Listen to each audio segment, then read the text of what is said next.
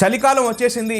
న్యాచురల్గా దగ్గు ఎలా తగ్గించుకోవాలి? చలికాలం వచ్చిందంటే చాలా మందికి దగ్గు వస్తుంది. విపరీతంగా దగ్గుతూ ఉంటారు. ముఖ్యంగా చిన్నపిల్లలు ఎక్కువగా దగ్గుతూ ఉంటారు. దగ్గడం వల్ల లోపల నుంచి బల్గం బయటకు వస్తూ ఉంటుంది. కొంతమందికి ఎన్ని టాబ్లెట్లు వేసుకున్నా తగ్గదు. దగ్గుని ఇంట్లోనే తగ్గించుకోవడానికి ఒక న్యాచురల్ రెమెడీ తెలియజేస్తాను. తప్పకుండా ట్రై చేసి చూడండి. ఎలా తయారు చేసుకోవాలంటే 1 టేబుల్ స్పూన్ హనీ, తేనె, 1 టేబుల్ స్పూన్ అల్లం రసం, జింజర్ జ్యూస్, చిటికెడు పసుపు, చిటికెడు మిరియాల పొడి, బ్లాక్ పెప్పర్ పౌడర్, ఒక చిన్న బౌల్ తీసుకొని నేను చెప్పిన ఈ 4 కలుపుకొని ఒక పేస్ట్ లాగా తయారు చేసుకొని కొద్దిగా తినేయండి. పొద్దున కొద్దిగా, సాయంత్రం కొద్దిగా తింటే సరిపోతుంది. రోజుకి 2 సార్లు, ఉదయాన్నే కొద్దిగా ఖాళీ కడుపుతో, సాయంత్రం కొద్దిగా ఖాళీ కడుపుతో తింటే సరిపోతుంది. హనీ అనేది గొంతులోని ఇరిటేషన్ తగ్గిస్తుంది. అల్లం అనేది లోపల ఉండే బల్గంని బయటకు తీస్తుంది. పసుపులో యాంటీ ఇన్ఫ్లమేటరీ ప్రాపర్టీస్ ఉంటాయి.